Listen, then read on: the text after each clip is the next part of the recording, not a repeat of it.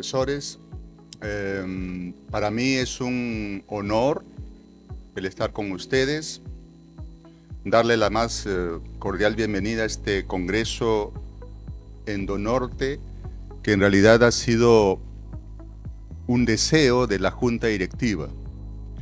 Siempre que conversábamos con amigos, con colegas en provincias, digamos, cuando íbamos a una reunión o en el mismo Lima, en el Congreso de agosto, que siempre todos los años se realizaba, el deseo ferviente de todos los colegas de la especialidad que no viven en Lima era que la Sociedad Peruana de Endocrino vaya hacia ellos, no esperar que los endocrinólogos que no viven en Lima vayan a Lima, sino al revés. Creo que la Junta Directiva actual de la Sociedad Peruana de Endocrino está dando las pequeñas semillas, el inicio, que esperamos que esto se continúe, por supuesto.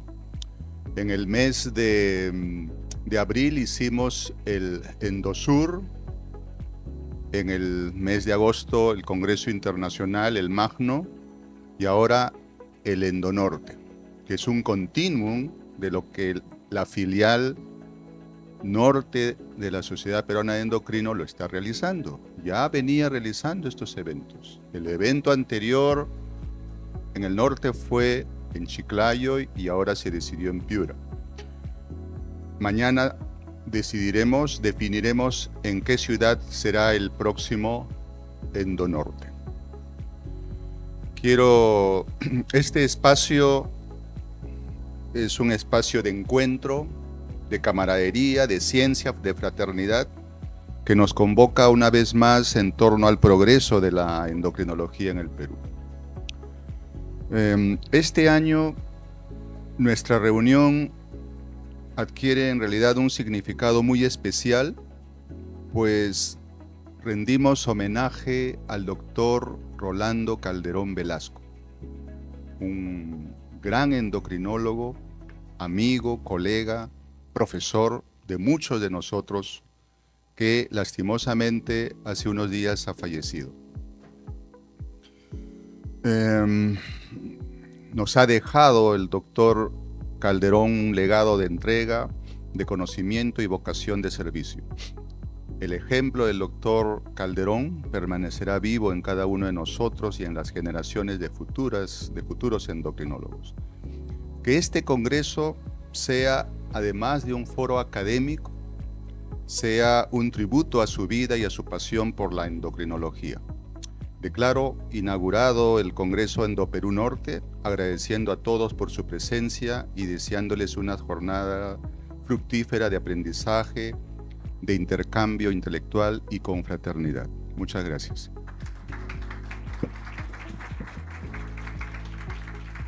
Bueno, vamos a iniciar este evento, el Congreso, invitando a la doctora Liliana Torres como moderadora de este bloque. Estimados participantes, tengan todos ustedes muy buenas tardes. Para mí realmente es un grato honor poder presentar a un endocrinólogo tan distinguido, con una gran trayectoria académica y de investigación, que además es muy querido y conocido por todos nosotros y es piurano. Él actualmente es secretario de filiales de la Sociedad Peruana de Endocrinología, es past president de la Sociedad Peruana de Endocrinología filial Piura, actual delegado del Perú para la Asociación Latinoamericana de Diabetes, pregrado en la Universidad Nacional de Piura, realizó su posgrado en la Universidad Nacional Mayor de San Marcos, tiene una maestría en diabetes y nutrición por la Universidad Peruana Cayetano Heredia, además es miembro de la Sociedad Peruana de Endocrinología, miembro de la Asociación Latinoamericana de Diabetes y miembro de la Asociación Americana de Endocrinólogos Clínicos. Así que lo recibimos con un fuerte aplauso al doctor.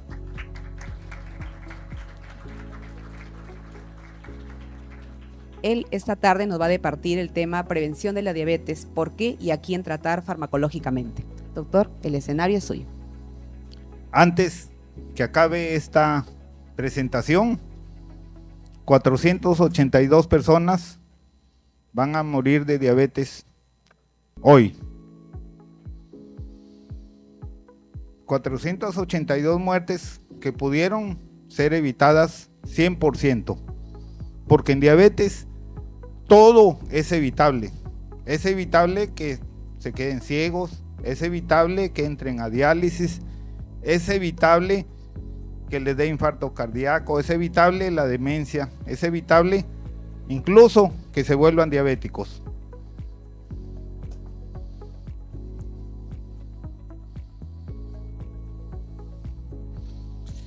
Agradezco a la doctora Liliana Torres por la presentación, nuevamente al doctor Jesús Roca por haberme invitado a esta presentación y a todos ustedes por su presencia. Yo sé que todos los médicos tienen muchas cosas que hacer y sacrifican tiempo de familia, tiempo de recreación por venir acá a estar presentes.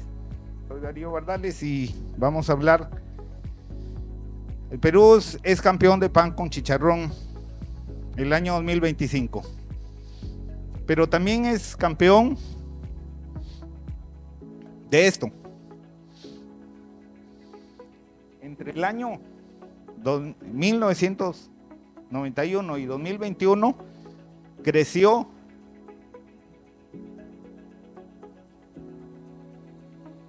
un 792% la prevalencia de diabetes. Es el país en Sudamérica que más creció la diabetes en toda Sudamérica. Ganamos también el campeonato en toda Sudamérica en aumentar diabetes. Disculpen que no tengo la referencia, pero se la alcanzaré, pero es una de las últimas estadísticas. Y esto lamentablemente está sucediendo y como decía temprano, estamos entrando y seguimos estando en una situación de inercia. Seguimos en esta escala de iniciar una subdosis de un medicamento, por ejemplo metformina. Esto ocurre Minsa, Esalud, consultorio particular.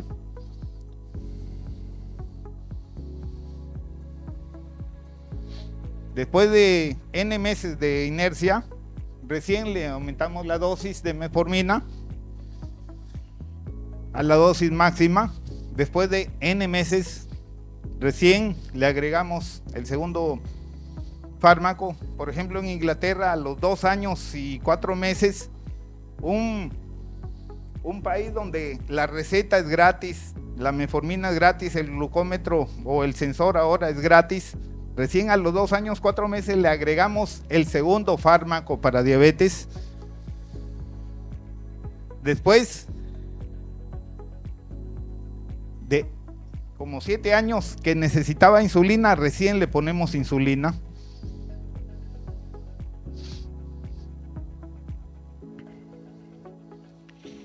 Y este estudio GREAT informó que el 70% falla en el tratamiento. Y ese paradigma cambió hace tiempo. El estudio Verify, que ya lo dije, demostró que el paradigma actual es la combinación desde el inicio, cosa que no solemos hacer, al menos es lo que se ve. Pero esa falla, esa inercia no empieza en diabetes, empieza en prediabetes. Bueno, el paradigma actual no solo es en diabetes combinar, sino también en las complicaciones de la diabetes ir combinando. Pero esa inercia empieza en la prediabetes, como vamos a demostrar.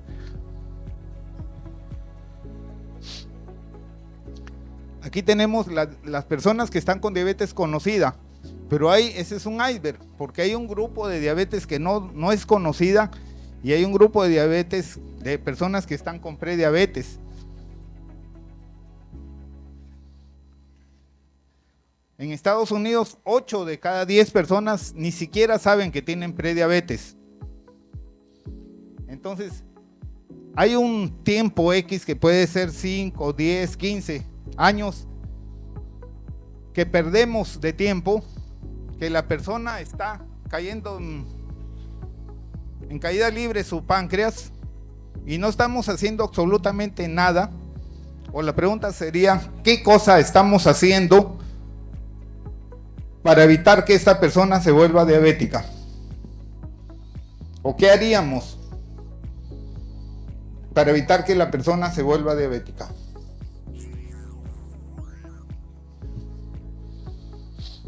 Porque la diabetes no es la prediabetes no es un lindo gatito.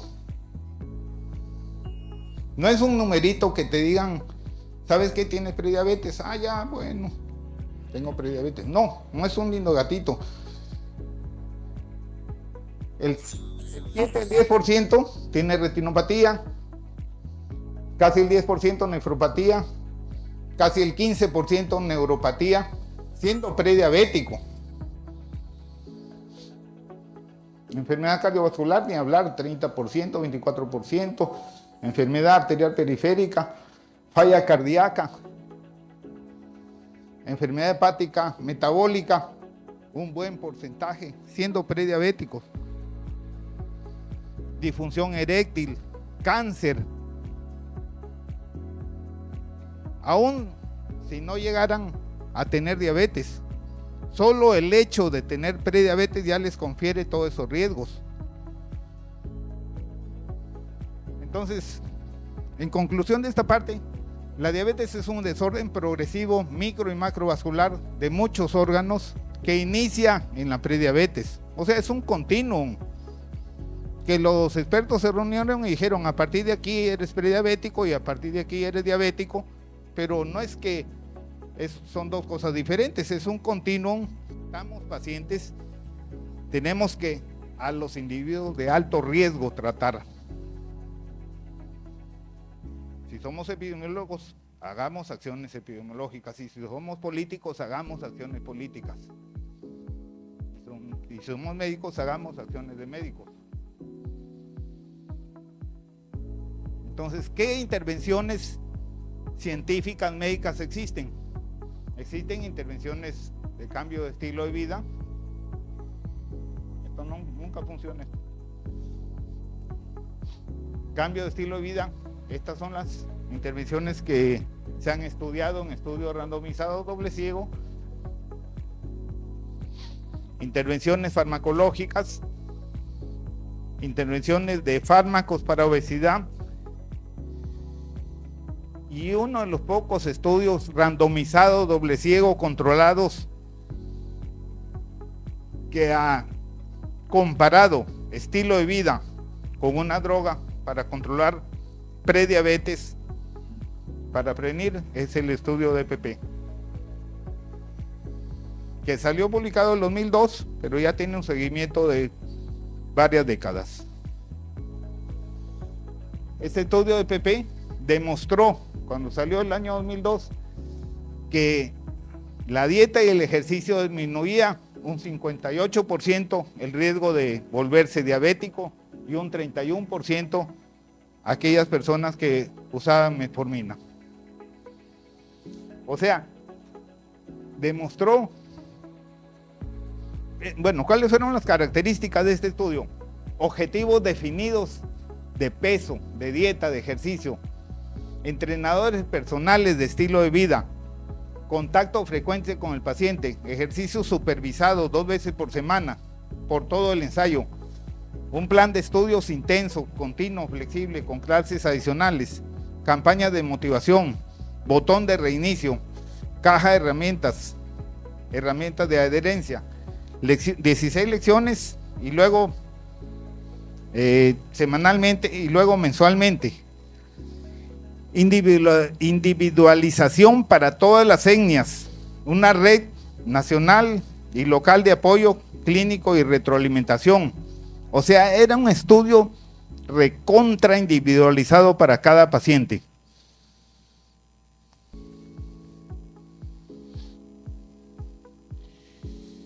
Y lo más significativo era que lo más importante era en ese estudio bajar de peso.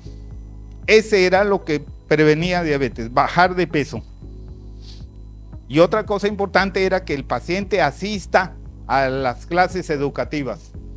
Los pacientes que asistían a las clases educativas eran los que más prevenían diabetes. Esos 2 puntos eran los puntos más importantes para prevenir diabetes. Entonces, el DPP proporcionó evidencia suficiente para prevención de diabetes. La intervención de cambio de estilo era superior a la metformina.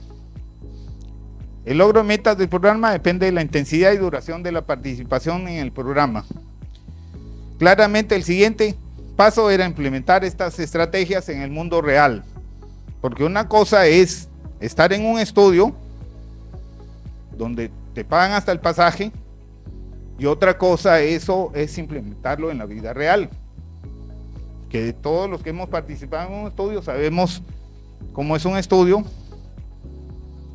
y la cosa es pasar esto a la vida real, donde los determinantes sociales ya fueron descritos.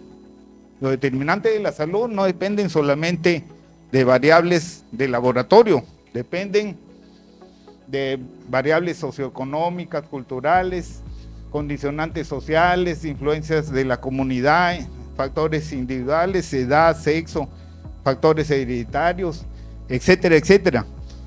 Que es diferente a un estudio randomizado doble ciego controlado. Por ejemplo, en el estudio de DPP se hicieron screening a 158,000 personas. Se les hizo tolerancia a la glucosa a 30,000. Se estudió, se pasaron este estudio 4,000. Se pasaron por diferentes etapas, se fueron limpiando, y solo llegaron a iniciar el estudio 3,219 personas. O sea, de los que iniciaron, solo el 2% de los pacientes llegaron a participar en el estudio. ¿Ustedes creen que un estudio donde si tú sufrías depresión, te sacaban? Si tú sufrías te dolía el costado porque podías sufrir el hígado, te sacaban. Si tú caminabas torcido, mejor te sacaban.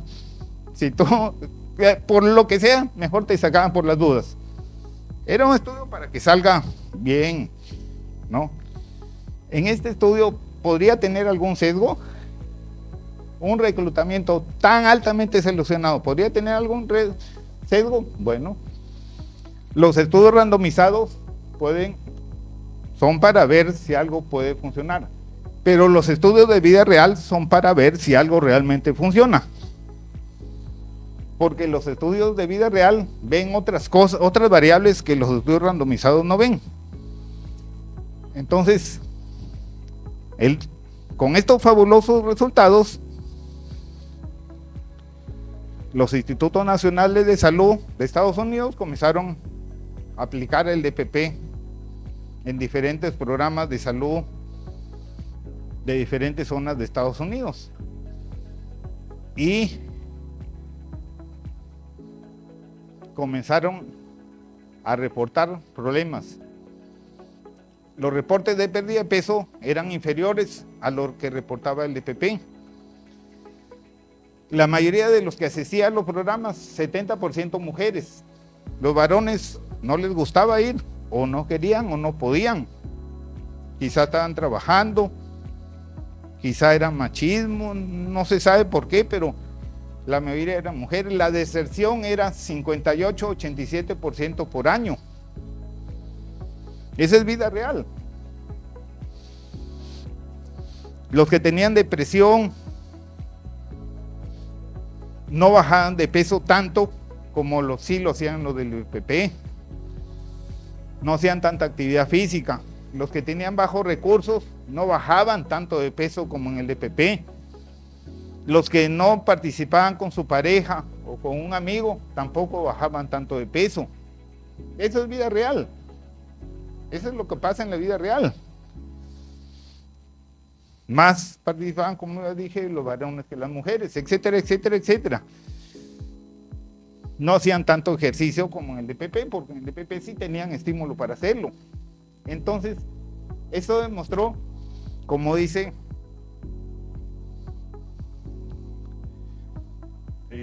ya me olvidé su nombre, un autor famoso, la herencia significa que el que no toma la droga no funciona. Igual, el estilo de vida, la intervención de estilo de vida no funciona si la gente no la practica. Es lo mismo. Entonces, todos los que gritamos, ¡yeah! Estilo de vida, lo máximo. Cuando comenzaron a salir estos reportes, pusimos esta cara. Nos chocamos contra un muro, que es la realidad. Entonces, cuando también paralelamente el estudio finlandés comenzó a sacar sus reportes, y también fue lo mismo. El estudio finlandés tuvo tan buen reporte de disminución de prevención de diabetes, pero cuando se quiso aplicar a la realidad finlandesa, también ocurrió lo mismo. Menos del 50% cumplía. Es más caro tratar de aplicar esto, bastante caro poner un entrenador personal a cada persona que trate de hacer su ejercicio, que estarlo llamando, que mande la foto de lo que está comiendo, etcétera. Y la gran eficiencia con el tiempo declina. Y en el seguimiento del EPP, los brazos se comienzan a juntar con el tiempo. Y estamos hablando de enfermedades crónicas. No estamos hablando de enfermedades que duran 1 año ni 2. Entonces la diferencia se va como juntando. Lo que se había ganado, que la diferencia era 27, y se va perdiendo con el tiempo, en el seguimiento. Entonces, el brazo de metformina, hubo un grupo de respondedores de metformina que perdió peso, y ese grupo mantuvo lo que perdió durante el tiempo, a los 10 años. En cambio, hubo un grupo de estilo de vida que perdió peso, pero lo fue recuperando con el tiempo, porque esta era una intervención farmacológica. Mientras tomó la metformina, siguió con esa pérdida de peso. Y el score de calcio, los que estaban con metformina, su score de calcio fue menor. Entonces, igual con el estilo de vida hubo un riesgo residual de hacer diabetes. Entonces, una vez yo fui a un debate en el ADA y había una chinita y puso esa que yo me la copié. Dijo: los endocrinólogos amamos metformina, es nuestro primer amor. Pero el primer amor, nadie se casa con su primer amor. Bueno, no quiero meterme en problemas. Pero luego dijo la chinita, era una dama respetable, dijo: luego vemos otras piscinas y otros peces, y le vamos agregando a la metformina otras cosas, pero nunca nos olvidamos de nuestro primer amor. Eso dijo literal, y lo pongo de ejemplo porque metformina hay un grupo que disminuye de peso o es neutral, eficacia antiglicémica, disminución de lípidos, económica, atenúa el síndrome metabólico combinable, protección contra cuando tomas corticoides o antipsicóticos, no hipoglicémica, 65 años de experiencia, cardioprotección, protege contra demencia, protege la microbiota. En las series grandes se vio que es antineoplásico. Entonces, cuando se mezcla lo mejor de dos mundos, que es el estilo de vida y la metformina, el resultado es mejor. Y cuando se ve cuánta gente usa metformina para prediabetes, es pobre. Entonces, cuando se hace en el primer nivel de atención en España, ¿Cuántos identificaron factores de riesgo para diabetes? Muy pocos. ¿Identifica para los parámetros correctos del laboratorio para prediabetes? Tampoco. ¿Refirieron a un programa conductual para perder peso? 11%. ¿Cuánto es lo mínimo que tienes que perder peso para prevenir diabetes? Si eres prediabético, muy poco. La cantidad mínima de ejercicio para prevenir diabetes, 45% solamente. Usaron glucosa en ayunas, que es el método menos sensible para detectar prediabetes, el 90%. Entonces, los estilos de vida han demostrado éxito en los estudios rigurosos, pero en el mundo real estos programas pierden mucha efectividad. Quizá estos programas necesiten un reajuste, una reestructuración, un cambio, o quizá necesitan ser, estas intervenciones necesitan ser usadas más tempranamente. Mientras tanto, requerimos intervenciones urgentes, efectivas, seguras, de bajo costo, agresivas, sencillas de implementar, amplias, con impacto en complicaciones y comorbilidades. Y ahí está metformina. Entonces, hay muchos especialistas que te dicen, yo en mi centro bajo de peso a los pacientes y hago esto y el otro. Pero estos centros son muy pocos. Pero los médicos que ven atención primaria, los médicos de medicina interna, los médicos de medicina familiar, los médicos geriatras, que tienen que ver 200 guías, que ven gestantes, que ven ancianos, que ven obesos, necesitan soluciones más rápidas y derivar rápido. Entonces necesitan otro tipo de soluciones. Si no, sigamos, doctor, tengo 106, 110, ¿qué hago? Muévete más y come menos y regresa cuando ya tengas 300 de glucosa y quizá ya necesites una amputación o ya estés ciego o cualquier complicación de diabetes. Eso es lo que no tenemos que seguir haciendo. Muchas gracias por su atención.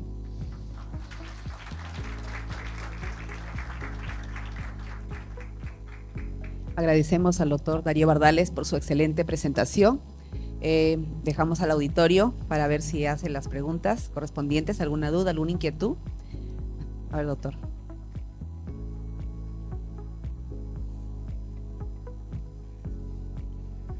Darío, como siempre, felicitaciones. Excelente ponencia. Tengo más que pensamiento, no voy a hablar de números ni resultados. Mira, estamos viendo la prediabetes como el camino más lento, más difícil, queremos hacerlo menos lento hacia la diabetes, ¿no? Yo creo que ese enfoque debe cambiar, porque no se trata solamente de diabetes, incluso ha dado números. El prediabético ya tiene una incidencia conocida o alta de complicaciones similares al diabético, metabólicas o vasculares.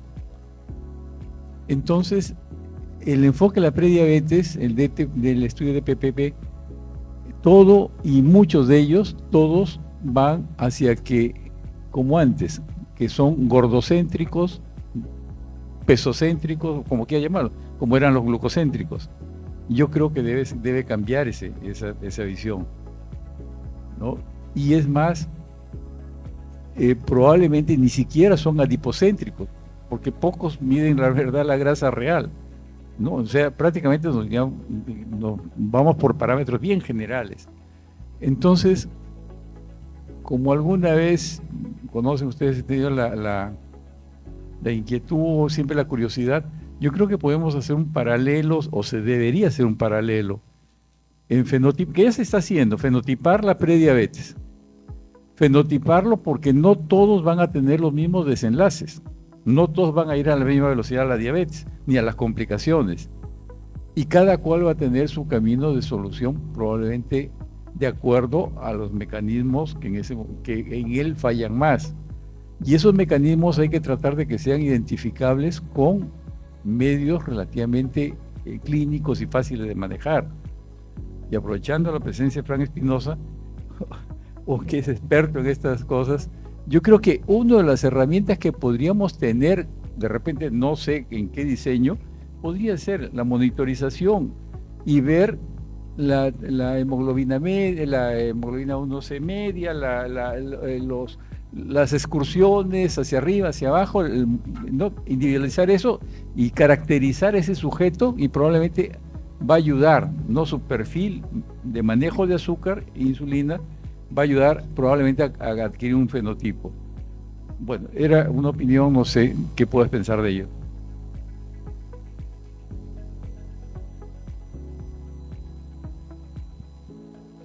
En mis épocas que yo estudié, la diabetes era más fácil. Era diabetes tipo 1, tipo 2. Eras flaco, joven, eras tipo 1. Eras gordo y viejo, tipo 2, pelado. Ya, se acabó.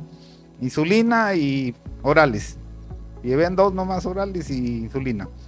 Pero de pronto la diabetes es un saco de muchos fenotipos. Igual es la prediabetes.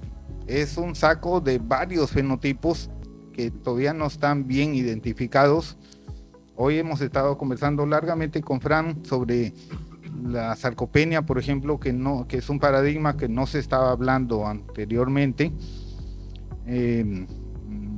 Hace unos años se describió 5 fenotipos de diabetes, incluía el deterioro de la célula beta por la edad, incluía el fenotipo muy insulino resistente que iba con toda la parte cardiorreno-metabólica.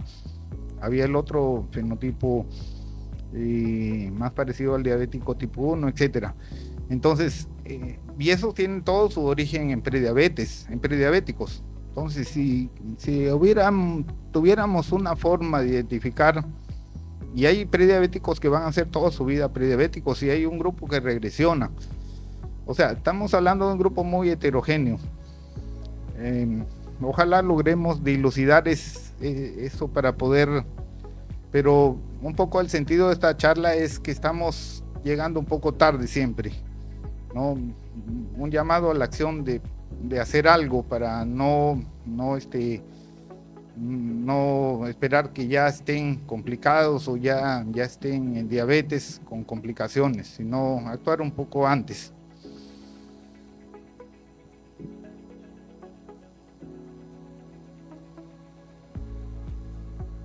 Felicitaciones, Darío, por la excelente charla. Creo que con el doctor Monjoy lo que retamos es, ¿tú consideras que el diagnóstico puede ser más pronto con otro criterio?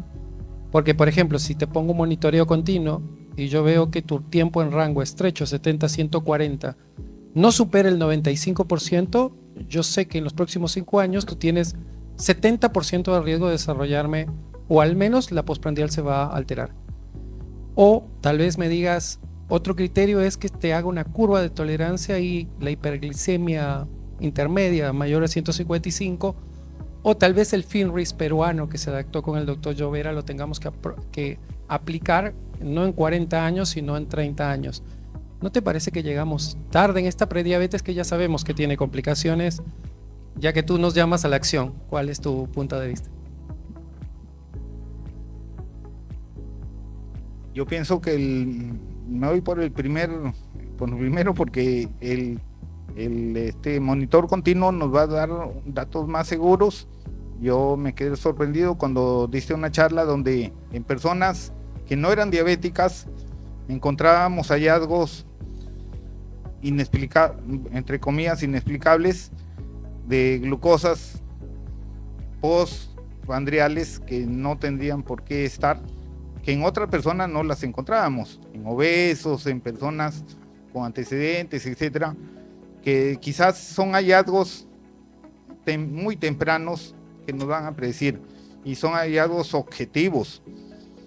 Y también podríamos, como tú dices, lo del FINRIX, pero esto del sensor sería algo muy objetivo, más fácil todavía.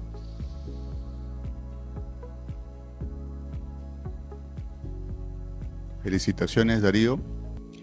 El caso es bien complejo, la prediabetes, porque por lo menos bioquímicamente, hay 3 fenotipos ya definidos. Sin embargo, en la práctica clínica, nosotros el 90% de las veces valoramos al paciente con glucosa en ayunas. Y si nosotros, desde el punto de vista de glucosa en ayunas, nos basamos en definir si hay pre o no prediabetes, solamente estaríamos tocando un 60% de todo el universo de prediabéticos. Y la cosa se complica porque si uno evalúa todo el grueso de prediabéticos, hay un 30% cuya glucosa en ayunas es normal. Y se complican más las cosas cuando hay un buen grupo, 20-30% de pacientes con glucosa alta en ayunas, pero son los que menos van a progresar a diabetes, que son los que tienen hiperglicemia de ayuno aislada. Entonces, a raíz de todo este contexto, te pregunto, ¿quién sería el paciente prediabético que debería recibir tratamiento farmacológico, además del cambio en el estilo de vida?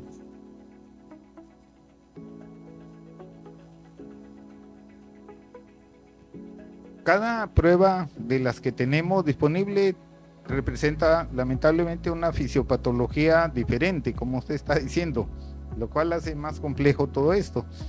El test de tolerancia, que es con el que se hizo el DPP, representa una fisiopatología diferente al que usamos generalmente en nuestra práctica, porque es más fácil todo eso. El test de tolerancia es como más sensible, pero también menos reproducible. La variación inter y intra individual es muy variable, pero me representa más riesgo cardiovascular, más mortalidad. Bueno, si nos ceñimos a los datos, tendríamos que usar, intervenir mejor, o deberíamos intervenir a los que tienen la glucosa postprandial elevada. En ellos yo usaría los fármacos, más que en los que tienen glucosa en ayunas elevada. Pero bueno, ese es un parecer ciñéndome a los datos del DPP. Pero es controversial. Sí. Por eso yo tomo metformina como ya te he dicho, con EMPO o con DAPA.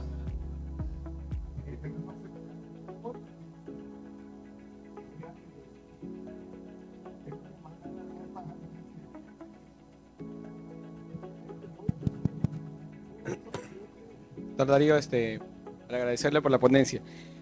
Y de igual manera, todos los colegas han hablado del tema de la curva de tolerancia, la glucosa basal en ayunas, las cosas postprandiales. Pero nosotros hemos escuchado muchas veces el término de diabetes temprana. Y ya los fenotipos que ha dicho el doctor Roca pues están bien establecidos, ya estudios que lo avalan. Sabemos que un paciente que tiene una glicosilada a partir de 5.7 hace complicaciones microvasculares. Ya tiene complicaciones. Entonces, es a sumarle factores de riesgo, por ejemplo, el tema de obesidad, el tema de lípidos y otros más. ¿Usted estaría de acuerdo en, como le decían, darle un tratamiento farmacológico a todos de por sí, sabiendo que ya tienes una hemoglobina glicosilada de 6.3 y otro paciente que tiene una 5.8 o que tiene una curva de tolerancia a la hora por encima de 140 o 130? Ya, vamos. Ya le damos el tratamiento farmacológico, les hacemos los cambios de estilos de vida, entre comillas, no recupera función. Incrementaría otro fármaco más, como usted ha manifestado. Puedes utilizar metformina, un CGLT2. ¿Cuál? ¿Se le daría el tratamiento aún así? Porque el paciente lo recibe y te dice, ¿soy diabético o no soy diabético? Pues estoy recibiendo una terapia para diabéticos. Entonces, ¿cuál sería su opinión respecto a esto, a este tema?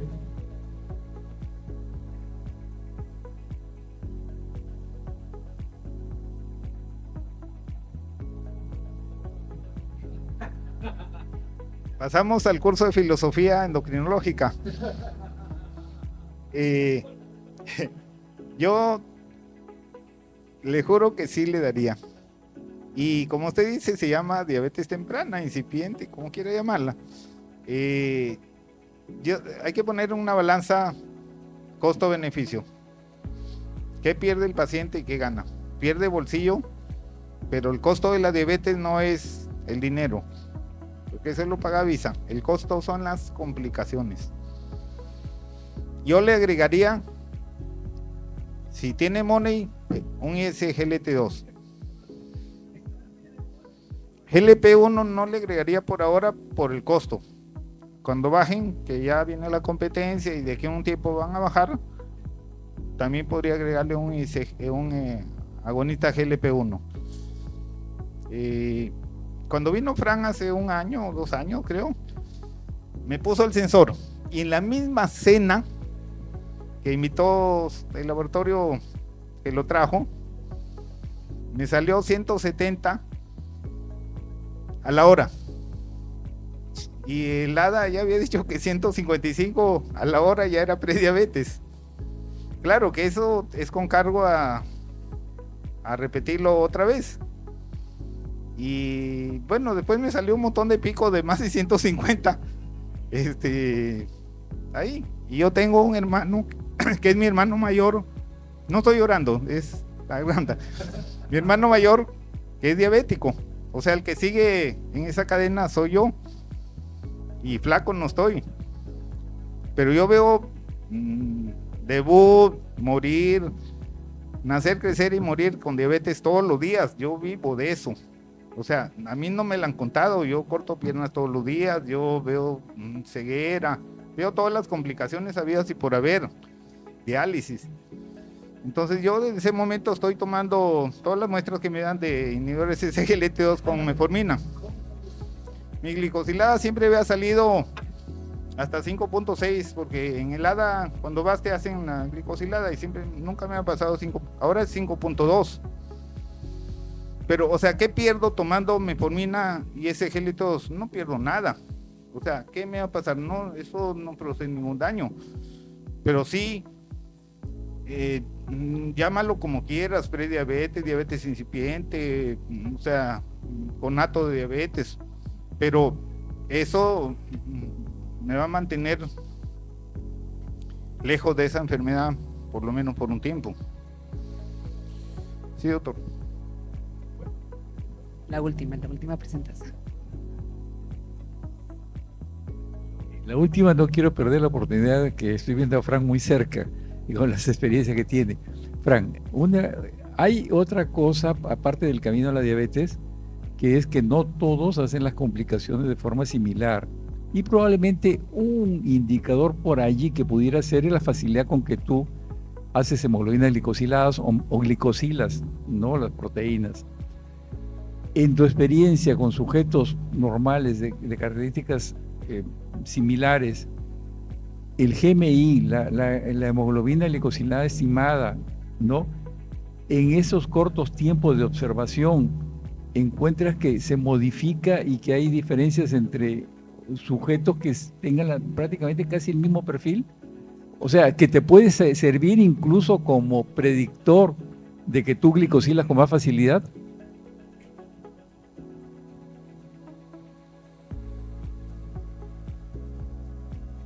Perdón, te respondo, amigo, y gracias por la pregunta, perdón. Sí, cuando ponemos un monitoreo continuo más que el GMI, que es la estimación del promedio de la glucosa de 2 semanas que dure el monitoreo continuo, la mejor correlación con la glicosilación no es el tiempo en rango 70-180, es el tiempo en rango estrecho hasta 140. Entonces, como predictor nosotros utilizamos el tiempo en rango estrecho. Cuando el paciente tiene menos de 95% de tiempo en rango estrecho, ese paciente lo exploramos con composición corporal, le hacemos un fibroscan para ver si tiene grasa, hacemos el FinRead, vemos los antecedentes, etcétera, y en ese paciente le planteamos una intervención. ¿Cuál es la intervención que le planteamos? Es el 15% de reducción del peso en base a grasa. Y si va a perder masa muscular, que no sea mayor al 20% con la intervención. Pero no usamos el GMI, usamos el tiempo en rango estrecho. Si les pusiera un sensor a todos, ¿sí? Y viera su tiempo en rango estrecho, en promedio todos deberían tener más del 95% de todo el día, deberían pasarlo entre 70 y 140. Si ustedes no lo pasan, o sea, si tienen menos del 95% del tiempo, que son 22 horas y media, ¿sí? Muy posible van a tener el riesgo de desarrollar una diabetes en los próximos 5 años. Y si no, al menos van a tener las complicaciones que Darío ha mencionado de la prediabetes. Eso es lo que hasta ahora vamos avanzando. Bueno, en aras del tiempo, solamente permítame, doctor, hacerle un comentario y una reflexión, de repente más que un comentario. Yo escuché en un congreso al doctor de Fronson hablar ya no de la prediabetes, sino de la prediabetes. Entonces la prediabetes es ya un momento tarde que llegamos por lo mismo que usted nos ha presentado. Y todo lo que mencionamos, ¿no? De repente los fenotipos de la prediabetes, la intervención que nosotros podemos hacer médicamente, incluso es tarde también. Así que yo insto a la Sociedad Peruana de Endocrinología a que la intervención lo hagamos mucho más temprano y lo hagamos desde ya, no en los adultos, sino en los niños. Yo recuerdo aquellos tiempos que había kioscos saludables en los colegios. Se supervisaba el Ministerio de Salud y veía que realmente hubieran alimentos que se pudieran vender saludables. Igual en los hospitales, igual de repente en las clínicas. Entonces deberíamos tener una participación más activa. El doctor Bardales dijo, deberíamos hacer nuestro trabajo en la parte médica, y si somos políticos, pero en realidad todos somos políticos y tenemos que intervenir como médicos, como endocrinólogos, para cambiar este panorama, para que los jóvenes que vemos acá, estudiantes, bueno, si bien es cierto, hay cosas maravillosas para poder intervenir, pero costosas para nuestra población. Así que tenemos que intervenir mucho más temprano. Agradecemos al doctor por su brillante presentación y a la Sociedad de Endocrinología, vamos al nombre de la Sociedad de Endocrinología, su regalito que le toca y su hay el sombrero también, con su sombrerito, ploma y su...